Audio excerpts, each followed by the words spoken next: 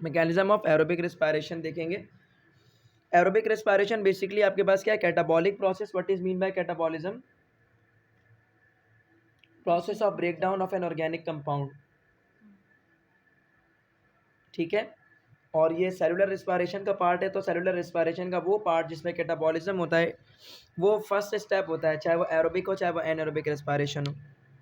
तो यहाँ पर बता रहे हैं aerobic respiration is basically a catabolic process which involves a complete oxidation breakdown of organic food, especially the glucose, into the carbon dioxide in water with the release of great ideal amount of energy to form the ATP. Predominant respiratory pathway in most of the organism is completed in 4 phases.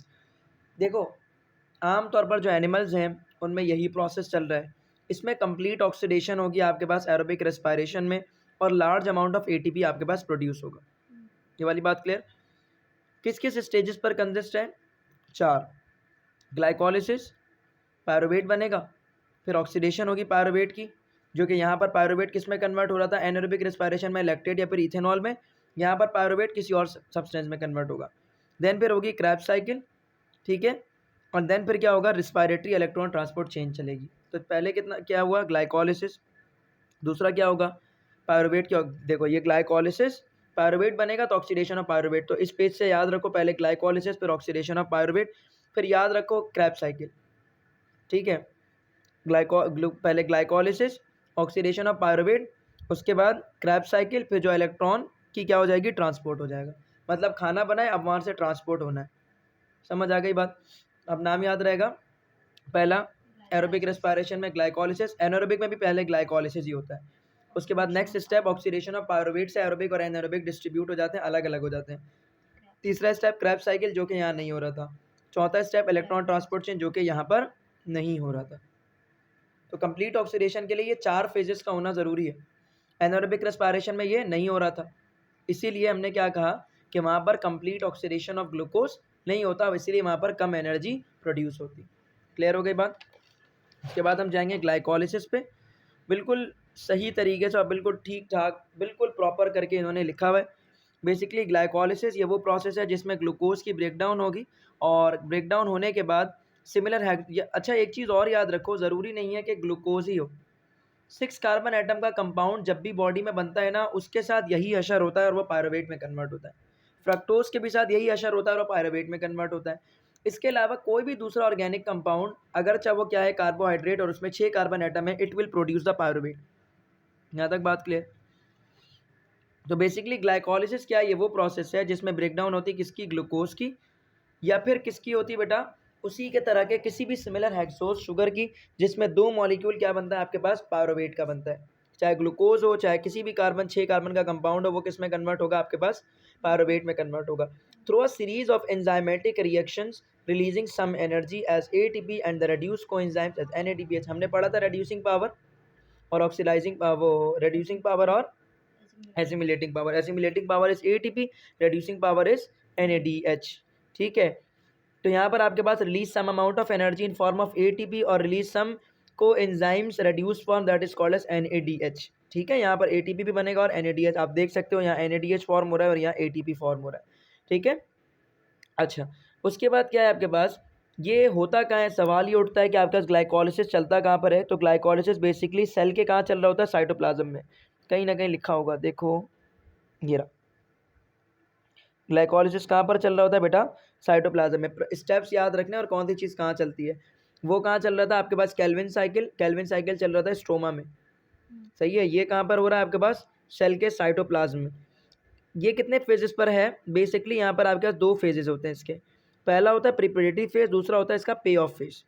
Preparatory phase को आप कह सकते हैं investment phase, और पे of phase को आप कह सकते हैं बस पे ऑफ फेज ही कहते हैं।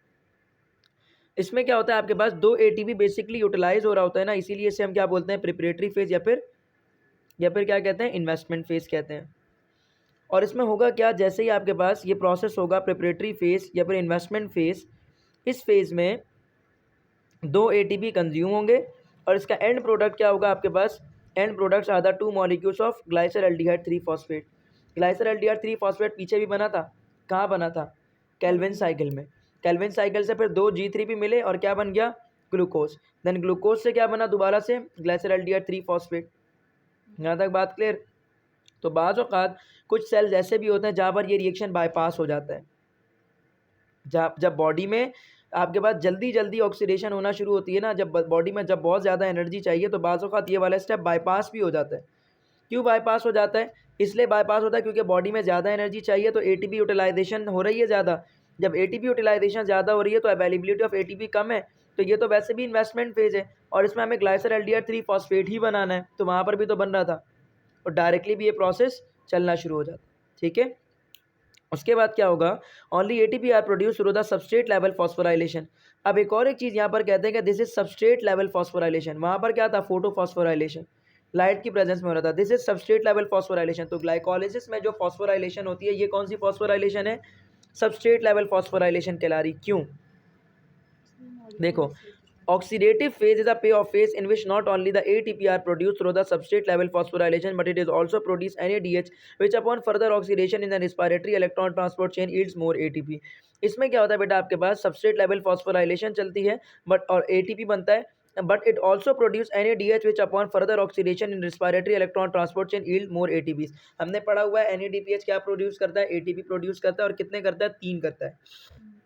तो यहाँ से बनने वाला NADPH या सॉरी यहाँ से बनने वाला NADH जो रेड्यूसिंग कोएंजाइम है, रेड्यूसिंग पावर है, वो भी आगे चलकर क्या करेगा, इलेक्ट्रॉन ट्रांसपोर्ट चेन जो इसका लास्ट फेज होगा उसमें एनर्जी प्रोड्यूस करेगा in form of ATP। Whole glycolysis के पाथवेज यहाँ नीचे आपके पास ये 1 बाय 1 लिखे हुए। मेरा सवाल क्या था अभी, सबस्ट्रेट लेवल फॉस्फोराइलेशन। फॉस्फोराइलेशन अगर कीमोस्मोसिस के थ्रू चल रही थी तो हम क्या बोल रहे थे, फॉस्फोराइलेशन या फिर फोटोफॉस्फोराइलेशन। आपके पास यहाँ पर कौन सा फॉस्फोराइलेशन कह रहा है, सबस्ट्रेट लेवल फॉस्फोराइलेशन। अगर सबस्ट्रेट से या सबस्ट्रेट इन्वॉल्व हो, मतलब रिएक्टेंट अगर इन्वॉल्व हो, वहाँ रिएक्टेंट इन्वॉल्व नहीं था, लाइट इन्वॉल्व थी, यहाँ पर रिएक्टेंट इन्वॉल्व होगा। देखो इस तरह से ये है, this is substrate level phosphorylation. Substrate level phosphorylation, इसमें एंजाइम होता है, ऑर्गेनिक मॉलिक्यूल होता है और ऑर्गेनिक मॉलिक्यूल से फॉस्फोरस निकलता है और ATP बनता है। तो अगर ऑर्गेनिक मॉलिक्यूल से फॉस्फोरस निकलकर ADP के साथ लग जाए और ATP फॉर्म कर दे, तो जिसमें ऑर्गेनिक मॉलिक्यूल से निकलने वाले फॉस्फेट की मदद से अगर ATP हमने बनाया तो इसे हम क्या कहेंगे, सबस्ट्रेट लेवल फॉस्फोराइलेशन। और वहाँ पर सबस्ट्रेट लेवल फॉस्फोराइलेशन तो नहीं चल रही थी, फॉस्फोरस आपके पास कहाँ से आ रहा था, फॉस्फोरस ऑर्गेनिक सब्सटेंस से नहीं आ रहा था। ठीक है, तो इसको हम कहते हैं सबस्ट्रेट लेवल फॉस्फोराइलेशन। यहाँ तक बात क्लियर। सबसे पहले स्टेप में फॉस्फोराइलेशन होगी और सबस्ट्रेट लेवल फॉस्फोर आपके पास सबसे पहले फॉस्फोराइलेशन होगी। फॉस्फोराइलेशन किस तरह से, ग्लूकोज था, एक फॉस्फेट लग गया, ग्लूकोज 6 फॉस्फेट हो गया। नेक्स्ट फेज में क्या होता है, आइसोमराइजेशन होती है। आइसोमराइजेशन में ग्लूकोज और फ्रक्टोज दोनों एक दूसरे के आइसोमर्स हैं, तो ग्लूकोज और गैलेक्टोज, ग्लूकोज और फ्रक्टोज एक दूसरे में कन्वर्ट हो सकते हैं। तो मतलब दूसरा स्टेप क्या, आइसोमराइजेशन का है। तीसरा स्टेप क्या है आपके पास, फॉस्फोराइलेशन। अगेन क्यों फॉस्फोराइलेशन, 6 फॉस्फेट है, अब 1 6 दो जगह पर लग गया है, तो अगेन एक ATP की ज़रूरत पड़ेगी, तो यहाँ पर ज़रूरत पड़ गई। देन नेक्स्ट स्टेप कौन सा है, स्प्लिटिंग का है। स्प्लिटिंग में क्या होगा, फ्रक्टोज 1,6 बिस फॉस्फेट किस में कन्वर्ट हो जाएगा, फ्रक्टोज 1,6 बिस फॉस्फेट का मकसद है 6 कार्बन एटम का कंपाउंड है और ये किस में टूटेगा, 3 कार्बन एटम के कंपाउंड में टूटेगा। होता क्या है, बाज़ औक़ात ग्लाइसर एल्डिहाइड 3 फॉस्फेट बनता है और डाईहाइड्रोक्सी एसीटोन फॉस्फेट बनता है। ये भी 3 कार्बन का होता है, ये भी 3 कार्बन का, लेकिन ग्लाइसर एल्डिहाइड 3 फॉस्फेट ही आगे फर्दर प्रोसेस को कंटिन्यू करेगा, डाईहाइड्रोक्सी एसीटोन फॉस्फेट आगे प्रोसेस को कंटिन्यू नहीं कर सकता। मतलब dihydroxy acetone phosphate must be converted into the glyceraldehyde 3 phosphate, then further reaction will be proceeds. तो आपके पास डाईहाइड्रोक्सी एसीटोन फॉस्फेट जितना भी बनता है वो वापस कन्वर्ट होता है ग्लाइसर एल्डिहाइड 3 फॉस्फेट में, और ग्लाइसर एल्डिहाइड 3 फॉस्फेट किस में कन्वर्ट होता है, 1,3 बिस फॉस्फोग्लिसरेट में। तो जैसे ही आपके पास स्प्लिटिंग होगी, now fructose 1,6 bis phosphate splits up to form the 1 molecule each of 3 carbon compound that is glyceraldehyde 3 phosphate G3P and dihydroxy acetone phosphate 1 molecule as well.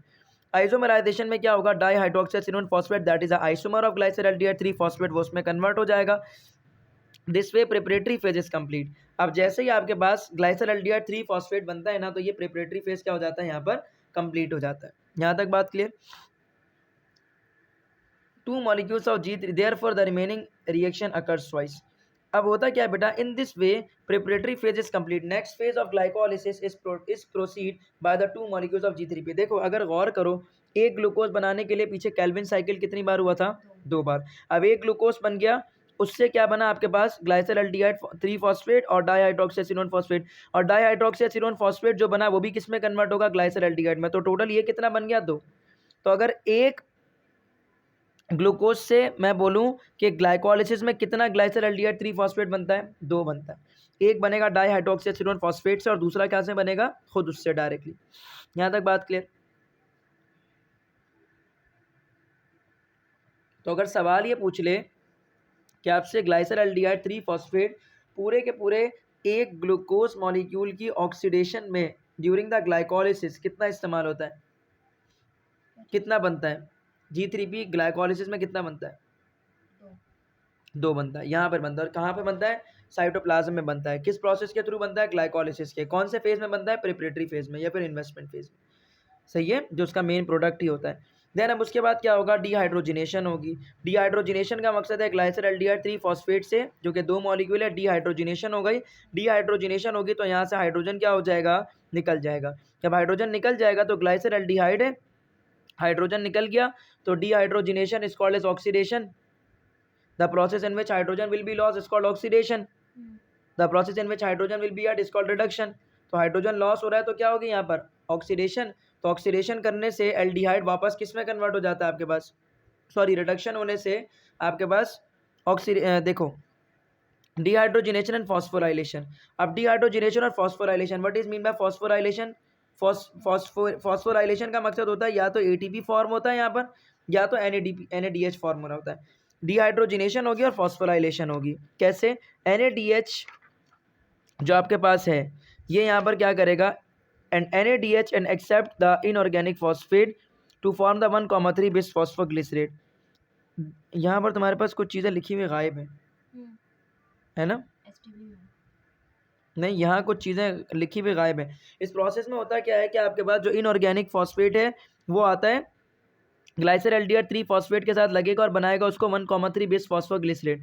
और जिधर वो फॉस्फोरस आके लगता है वहाँ से हाइड्रोजन निकल कर चला जाता है। सही है, वहाँ से हाइड्रोजन निकल कर चला जाएगा तो टोटल 2 मॉलिक्यूल हैं आपके पास, दोनों से निकल कर जाएगा। ठीक है, और यहाँ पर 2 फॉस्फेट आपके पास आकर लगेगा और 2 फॉस्फेट किसके साथ आकर के लगेगा आपके पास? यहाँ पर यूटिलाइज हो जाएगा। पहले था ग्लाइसर एल्डिहाइड 3 फॉस्फेट, 2 फॉस्फेट आया, 2 इनऑर्गेनिक फॉस्फेट आया, तो इसलिए फॉस्फोराइलेशन का मकसद है बेसिकली फॉस्फोरस का ऐड होना, इनऑर्गेनिक फॉस्फेट का ऐड होना।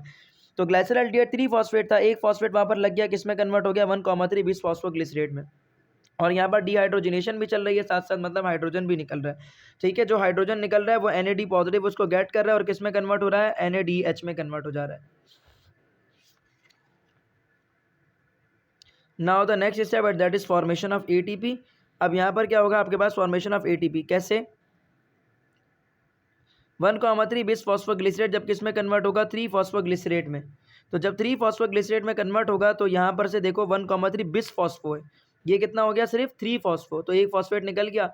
जो एक इनऑर्गेनिक फॉस्फेट यहाँ से निकलेगा वो किस में जाएगा? ADP में जाएगा। और ये कितने मॉलिक्यूल है? टोटल 2, तो कितना ADP इस्तेमाल कर लेगा? 2 ADP अपने आप को कन्वर्ट कर लेगा किस में? 2 ATP में। तो इस प्रोसेस में क्या हुआ? ATP फॉर्मेशन हो गई। देन उसके बाद क्या? अच्छा, यहाँ पर क्या है? अगेन सबस्ट्रेट लेवल फॉस्फोराइलेशन मैं इसको बोलूँगा। क्यों कहूँगा सबस्ट्रेट लेवल फॉस्फोराइलेशन भाई? इसलिए बोलूँगा सबस्ट्रेट लेवल फॉस्फोराइलेशन बिकॉज यहाँ पर सबस्ट्रेट से क्या आ रहा है आपके पास? फॉस्फेट आ रहा है और सबस्ट्रेट से फॉस्फेट आकर के लग रहा है ADP में और वो किस में कन्वर्ट हो रहा है? ATP में। यहाँ तक बात क्लियर? यही अभी उसने बोला था कि this is substrate level phosphorylation यहाँ पर होगी। देन 3 फॉस्फोग्लिसरेट आइसोमर है किसका? 2 फॉस्फोग्लिसरेट का। 3 फॉस्फोग्लिसरेट कन्वर्ट होगा 2 फॉस्फोग्लिसरेट में, देन 2 फॉस्फोग्लिसरेट कन्वर्ट होगा फॉस्फोइनोल पायरुवेट में। कब? जब वो अपने अंदर से वाटर को रिलीज करेगा। टोटल 2 मॉलिक्यूल हैं, दोनों एक एक को रिलीज करेंगे तो टोटल 2 वाटर मॉलिक्यूल रिलीज हो गया, तो फॉस्फोइनोल पायरुवेट बन गया। और वो भी कितना बनेगा? 2। एक फॉस्फोग्लिसरेट से एक फॉस्फोइनोल पायरुवेट बनेगा, वाटर निकलेगा। दूसरे फॉस्फोग्लिसरेट से दूसरा फॉस्फोइनोल पायरुवेट बनेगा, वाटर रिलीज होगा। फॉस्फोइनोल पायरुवेट किस में कन्वर्ट होगा? पायरुवेट में। और जब फॉस्फोइनोल पायरुवेट पायरुवेट में कन्वर्ट होगा तो ADP अगेन आपके पास क्या होगा? ATP में। This is again substrate level phosphorylation. और पायरुवेट के कितने मॉलिक्यूल बन जाएंगे? 2। तो अगर गौर करो तो पे ऑफ फेज कितना है? पे ऑफ इन्वेस्टमेंट फेज में कितना ATP इस्तेमाल हो रहा है? 2।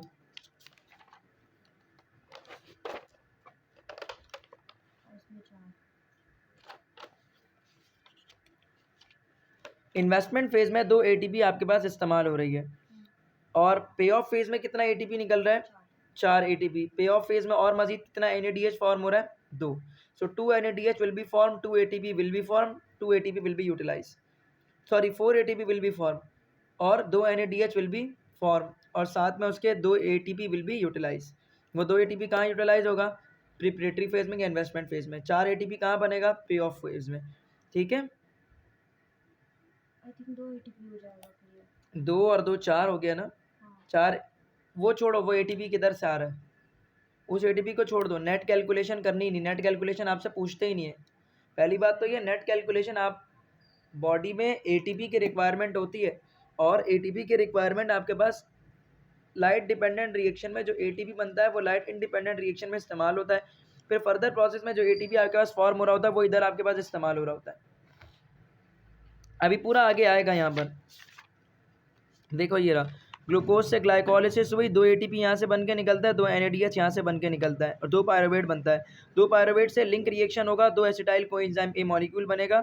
2 एसिटाइल कोएंजाइम ए मॉलिक्यूल जब बनेगा तो अगेन 2 एनएडीएच यहाँ पे फॉर्म हो रहा होता है। यानी उसके बाद क्रैब साइकिल होती है। क्रैब साइकिल के नतीजे में पहले 6 एनएडीएच निकलता है, फिर 2 FADH2 निकलता है, और 2 एटीपी यहाँ पर आपके पास फॉर्म होता है। ठीक है, तो टोटल आपके पास एटीपीज जगह जगह इस्तेमाल हो रहे होते हैं और जगह जगह फॉर्म हो रहे होते हैं। Now next process that is oxidation of pyruvate. अब ऑक्सीडेशन ऑफ पायरुवेट जो आपके पास है, मतलब पायरुविक एसिड जो आपके पास फॉर्म हुआ है, and product of the glycolysis है, उसमें क्या होगा आपके पास, वो कन्वर्ट होगा किसमें, acetyl co enzyme A molecule में, और इस रिएक्शन को हम कहेंगे लिंक रिएक्शन। क्यों, ये प्रोसेस कहाँ हुआ है, साइटोप्लाज्म में। अब नेक्स्ट प्रोसेस क्रैब साइकिल कहाँ पर होगी जाकर के, माइटोकॉन्ड्रिया में।